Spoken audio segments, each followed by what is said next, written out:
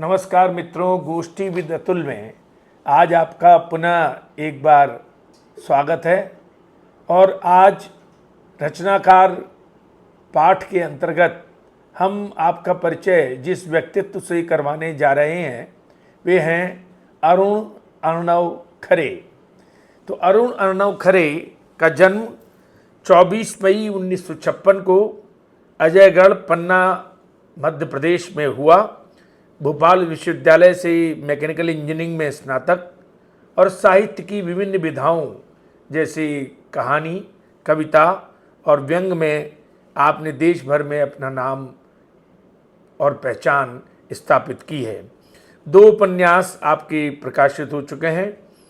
एक तो पहला उपन्यास था कोचिंग एट कोटा, जो कोचिंग के जगत का कोटा में कार्य, व्यापार और शिक्षा के क्षेत्र में नाम है, उसके संदर्भ में वहाँ क्या स्थितियाँ हैं। दूसरा उपन्यास आया पानी का पंचनामा।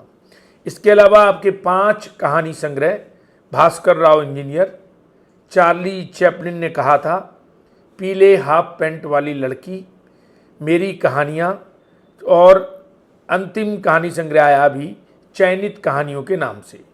आपके 5 व्यंग संग्रह प्रकाशित हो चुके हैं। हैशटैग और मैं, उफ ये ऐप के झमेले, एजी ओजी लोजी इमोजी, मेरे प्रतिनिधि हास्य व्यंग और डियर तुम बुद्धू हो। 2 काव्य कृतियाँ भी आपकी आईं, मेरा चांद और गुनगुनी धूप, रात अभी स्याह नहीं।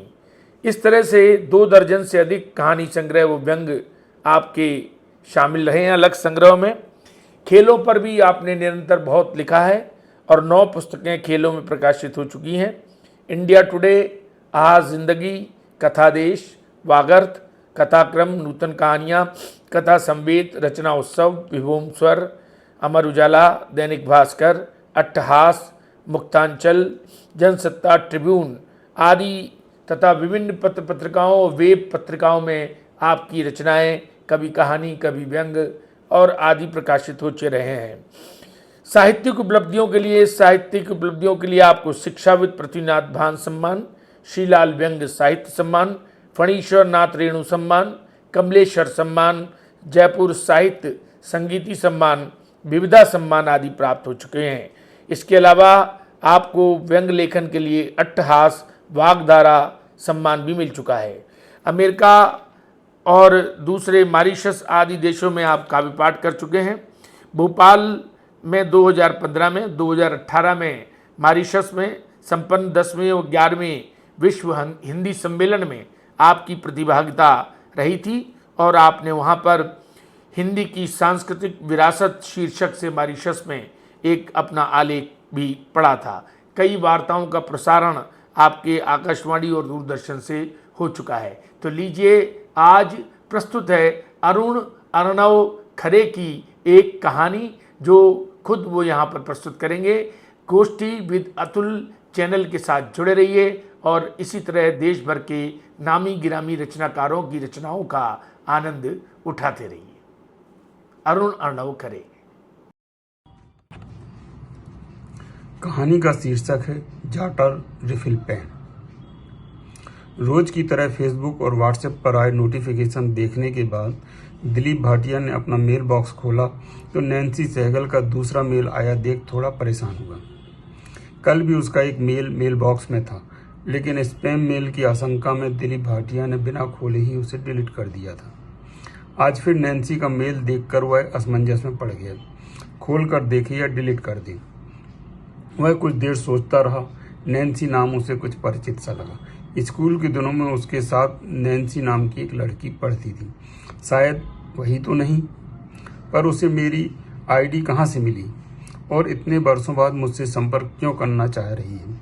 जब साथ में पढ़ती थी तब तो कभी बात नहीं की थी, हमेशा एटीट्यूड दिखाती थी। अब मेल पर क्या जताना चाहती है। दिलीप भाटिया का असमंजस बढ़ा तो वह अतीत में जा पहुंचा। नैन्सी खूबसूरत थी, पापा बड़े अफसर थे, अक्सर कार छोड़ने आती थी स्कूल, सबसे अलग पहचान थी उसकी। अब शायद कोई मुसीबत आन पड़ी है, इसलिए पुराने दोस्तों को खोज खोज कर मैसेज कर रही है, पर मैं तो कभी भी उसका दोस्त नहीं रहा। साथ में पढ़ती जरूर थी, पर मुझे देखकर हमेशा मुंह फेर लेती थी, जैसे जताना चाहती हो कि तुम हमारी दोस्ती तो छोड़ो, बात करने के लायक भी नहीं हो। ऐसा वह केवल जताती नहीं थी, बल्कि कुछ अवसरों पर उसने अपने व्यवहार से ऐसा सिद्ध भी किया था। सोचते ही एक वाक्य दिलीप की नज़रों के सामने घूम गया। छुट्टी के दिनों में वह अक्सर दोपहर बाद न्यू मार्केट स्थित अपनी छोटी सी स्टेशनरी की दुकान पर बैठा करता था। पापा लंच के लिए घर आते थे और वह उनकी अनुपस्थिति में दुकान संभालने पहुंच जाता था। पापा लंच लेकर कुछ देर आराम करने के बाद शाम को 6 बजे तक दुकान पर आते थे। कभी कभी साथ में पढ़ने वाला पक्का दोस्त अभिलाष शर्मा भी दुकान पर आ जाता और पापा के आने तक उसके साथ दुकान पर रहा था। खाली समय में दोनों या तो होमवर्क किया करते या फिर चेस खेलते। ऐसा ही एक दिन था जब वह और अभिलाष दुकान पर चेस खेलने में खोए हुए थे। तभी नैन्सी आई थी वहाँ। शायद उसने ध्यान नहीं दिया था कि उसके दो क्लास फेलो वहाँ बैठे चेस खेल रहे हैं। ब्लैक जॉटर रिफिल पेन देना, नैन्सी ने कहा था। दोनों ने पलट कर देखा और दिलीप जी कहते हुए फुर्ती से उठा और रैक पर रखे जॉटर रिफिल के पैकेट्स में से ब्लैक कलर का पैकेट खोजने लगा। अभिलाष अपनी जगह से उठकर काउंटर पर आ गया और बोला, हेलो नैन्सी। नैन्सी ने अभिलाष की बात का कोई जवाब नहीं दिया। दिलीप भी तब तक जॉटर रिफिल का पैक हाथ में लेकर काउंटर पर आ गया और पूछा, कितने चाहिए? लगता है गलत दुकान पर आ गई, कहते हुए नैन्सी बिना पेन लिए बुरा सा मुंह बनाती हुई अगली दुकान के अंदर चली गई। दोनों कुछ समझ पाते कि क्या हुआ। ऐसा अजीब ग्राहक पहली बार उनकी दुकान पर आया था। दोनों को ही यह अत्यंत अपमानजनक लगा था। दिलीप के मन में प्रतिक्रिया स्वरूप इस अपमान का बदला लेने का भाव भी आया था, पर अभिलाष ने समझाया था उसे, नकचढ़े के साथ नकचढ़ा नहीं बना जाता। ओछेपन की काट ओछापन नहीं है। समझ लो बड़े बाप की बिगड़ैल बेटी है और ऐसे लोगों को सबक सिखाने के लिए उनके अहम पर चोट करना जरूरी है। उसने जिस पेन के लिए तुम्हारा अपमान किया है, तुम उसी पेन से उसके ओछेपन का एहसास दिलाना। दिलीप को बात जच गई और उसने पैकेट से एक पेन निकालकर अपनी जेब में रख लिया। दोनों का मूड अपसेट हो चुका था। चेस खेलने में भी दोबारा मन नहीं लगा। यह पहली घटना नहीं थी। कुछ दिनों बाद दिलीप को एक बार फिर ऐसी स्थिति या कहें इससे भी ज़्यादा अप्रिय स्थिति का सामना करना पड़ा। उस दिन भी अभिलाष उसके साथ था। दोनों दुकान से घर जाने के लिए निकले थे। इच्छा हुई टॉप एंड टाउन से मैंगो कैंडी ली जाए। दोनों आइसक्रीम शॉप पर पहुंची ही थी कि देखा नैन्सी और उसकी एक सहेली वहां पहले से खड़ी हैं और दोनों ठीक उनके बगल में जाकर खड़े हो गए। उनको देखती ही नैन्सी ने आइसक्रीम का ऑर्डर कैंसिल कर दिया और सहेली के साथ बगल वाली होजरी शॉप में घुस गई। दुकानदार को लगा कि दोनों ने उनसे कुछ छेड़छाड़ की है या कोई कमेंट पास किया है, जिससे वे दोनों बिना आइसक्रीम लिए चली गई। दोनों सफाई देते रहे, पर दुकानदार ने उन्हें बहुत बुरा भला कहा और दोबारा दुकान पर न आने की हिदायत देकर चलता गई। तो ऐसी थी नैन्सी कार्वेलो, अजूब, नखरेली और उद्दंड। मेल भेजने वाली नैन्सी वो वाली नैन्सी नहीं हो सकती। दिलीप का असमंजस बरकरार था। ये नैन्सी तो बहुत सबमिसिबल लगती है और दोस्ताना भी। वो नैन्सी तो क्रिश्चियन थी, पंजाबी नहीं। ये 100% कोई और नैन्सी है। वैसे भी नैन्सी कोई पेटेंट नाम थोड़ी ही है कि किसी और लड़की का नाम नैन्सी नहीं हो सकता। यदि ऐसा कोई नियम होता तो निश्चित ही वो वाली नैन्सी किसी और का नाम नैन्सी होने ही नहीं देती। अजीब उलझन है। मन कहता है कि ये वही नैन्सी है, लेकिन दिल मानने को तैयार नहीं। प्रोबेबिलिटी देखें तो 50-50 चांसेज हैं कि यह वही नैन्सी हो और नहीं भी हो। रही कार्वेलो और सहगल वाली बात, तो यह कोई अबूझ पहेली नहीं है। हो सकता है नैन्सी ने किसी पंजाबी लड़के से शादी कर ली हो। स्कूल के दिनों में ही उसके हाव भाव से लगता था कि वह लव मैरिज ही करेगी, सो कर ली होगी और बन गई होगी नैन्सी कार्वेलो से नैन्सी सहगल। तो क्या नैन्सी कार्वेलो नैन्सी सहगल बनते ही बदल गई? फिर भी वह विश्वास करने का मन नहीं हो रहा कि मेल भेजने वाली नैन्सी सहगल वही नकचढ़ी लड़की है। अपनी सुंदरता और बाप के अफसरी रुतबे के कारण हमेशा गुरूर और ठसक में रहने वाली नैन्सी का इंटरेस्ट उस जैसे साधारण दिखने और साधारण हैसियत वाले लड़के में अचानक कैसे जाग गया, जो उसे मेल पर मेल किए जा रही है। हो सकता है उसे अपनी गलतियों का एहसास हुआ हो और पश्चाताप करना चाह रही है। उम्र के एक पड़ाव पर आकर इंसान जब अपने भूतकाल में झांकता है तो उसे पूर्व में किए गए बहुत से कर्मों पर ग्लानि महसूस होने लगती है। नैन्सी के साथ ही ऐसा ही हुआ होगा। उसकी गलतियों की लिस्ट भी बहुत लंबी है। अपने रूखेपन और उपेक्षापूर्ण बर्ताव से पता नहीं उसने कितने लोगों का दिल दुखाया होगा। फुर्सत के पलों में उसे रह रहकर सब याद आता होगा तो दिल में फूंक उठती होगी, बहुत कष्ट पहुंचता होगा। किसी किसी की प्रारंभिक जिंदगी इतनी खुशहाल और रंगों से इतनी लबरेज होती है कि आसपास की बहुत सी चीज़ें उसे गैर जरूरी और निरर्थक लगने लगती हैं। एक तरह की संवेदनहीनता उनके अंदर पैर फैलाने लगती है। नैन्सी भी ऐसी ही एक घराने की प्रतिनिधि थी। जिंदगी से मुश्किलें क्या होती हैं वह जानती ही नहीं थी। सब कुछ उसे सहज ही सुलभ था। उस जमाने में जब एक रिक्शे में 10-10 बच्चे लदकर स्कूल आते थे, नैन्सी कभी स्टेम तो कभी सेलों में बैठकर स्कूल आती थी। उसकी शानो शौकत देखकर बहुत से बच्चे हीन भावना से ग्रसित हो उसके पास आने से भी कतराते थे। ऐसे बच्चों को वह भी अहमियत नहीं देती थी और उन्हें अनदेखा करते हुए निकल जाती थी। यही गुरूर और संवेदनहीनता उसकी पहचान थी। 2 साल तक वह स्कूल में साथ पढ़ी थी और इस बीच उसने कभी भी मित्रवत व्यवहार नहीं किया था। 10 मिनट से ज़्यादा हो गए थे दिलीप को मानसिक ऊहापोह की स्थिति में। मेल बॉक्स में और भी मेल आए हुए थे, लेकिन दिलीप है कि पहले मेल पर ही अटका हुआ था। किसी मेल के भविष्य को तय करने में उसने कभी इतना सोच विचार नहीं किया था। या तो उसे खोलकर पढ़ लिया था या फिर सिलेक्ट कर डिलीट के बक्से के हवाले कर दिया था। इस जल्दबाजी में अनेक बार उसने बैंक या कुछ अन्य प्रतिष्ठानों से आए कुछ महत्वपूर्ण सूचनाओं वाले मेल भी डिलीट कर दिए थे, जिसका बाद में अफसोस भी मनाया था उसने।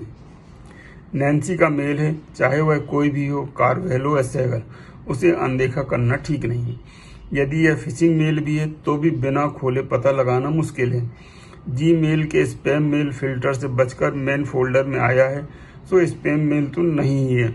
ये विचार आते ही दिलीप ने मेल पर डबल क्लिक कर दिया और पढ़ने लगा। नैन्सी सहगल चाहती थी कि उसके पति के साथ हुए अन्याय के खिलाफ दिलीप भाटिया उसका साथ दें और संलग्न ऑनलाइन पिटीशन को साइन करके भेज दें। उसकी इस मुहिम में दिलीप अपने कुछ और दोस्तों को भी शामिल कर उनसे भी पिटीशन साइन करवाए। नैन्सी के पति के साथ क्या अन्याय हुआ है जानने की उत्सुकता पैदा हो गई। मेल पढ़ते ही दिलीप के मस्तिष्क में सबसे पहले यही विचार आया कि बचपन से अब तक न जाने कितनी बार सुनता आया है कि जो जैसा करता है उसे वैसा ही भरना पड़ता है। आज तक मैं इस कहावत को मात्र मन बहलाने के लिए रची गई आम कहावत समझता आया था, पर पुरानी कहावतों में भी दम है, इस बात पर विश्वास करने का मन होने लगा। नैन्सी जैसी लड़कियां वक्त के साथ भी स्वयं को कहाँ बदल पाती हैं और मुसीबतों को आमंत्रण देती रहती हैं। जरूर ही उसके पति के साथ हुए अन्याय के पीछे भी नैन्सी की ही कोई गैर जिम्मेदाराना हरकत होगी। दिलीप ने मेल के साथ अटैच पिटीशन खोलकर पढ़ना शुरू कर दिया। लिखा था, मेरे पति उज्ज्वल सहगल यस भारतीय एयरलाइंस में कैप्टन थे। उन्हें अच्छे फ्लाइंग रिकॉर्ड और बोइंग 787 व एयरबस A380 जैसे विमानों को 2000 से भी अधिक घंटों की उड़ान का अनुभव होने के कारण नमन इंडिया जैसे महत्वपूर्ण मिशन के लिए चुना गया था। कोविड काल में उन्होंने अनेक देशों में फंसे अपने नागरिकों को वापस लाने का सराहनीय काम किया है। अपने कर्तव्य पालन की राह में उन्होंने अपनी व्यक्तिगत परेशानियों को भी आड़े नहीं आने दिए। जब पहली बार उन्हें सिंगापुर में फंसे लोगों को लाने भेजा गया था, तब उनकी मां श्रीमती शोभना सहगल का किडनी स्टोन का ऑपरेशन हुआ था और वह हॉस्पिटल में एडमिट थी, लेकिन मिस्टर सहगल ने अपने कर्तव्य को प्राथमिकता दी। मनीला मिशन पर उनकी फ्लाइट सुबह 3 बजे रवाना होनी थी, लेकिन उन्हें रात में 11 बजे मिशन पर जाने की सूचना दी गई और 2 घंटे के अंदर रिपोर्ट करने के लिए कहा गया। लॉकडाउन के कारण टैक्सियां भी नहीं चल रही थीं, तो मुझे रात में 55 किलोमीटर कार चलाकर उनको एयरपोर्ट छोड़ने जाना पड़ा ताकि वह समय पर रिपोर्ट कर सकें।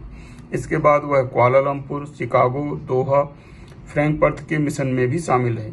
गत दिनों जब वह सिडनी से परेशान देशवासियों को लेकर आ रहे थे, उसी दौरान उन्हें नौकरी से मुक्त कर दिया गया। यह तो अच्छा हुआ कि उन्हें यह सूचना वापस आने पर मिली। यदि उन्हें यह सूचना फ्लाइट में मिल गई होती तो मन कल्पना करके ही अशांत हो जाता है और अनेक तरह की आशंकाएं मन को घेर लेती हैं।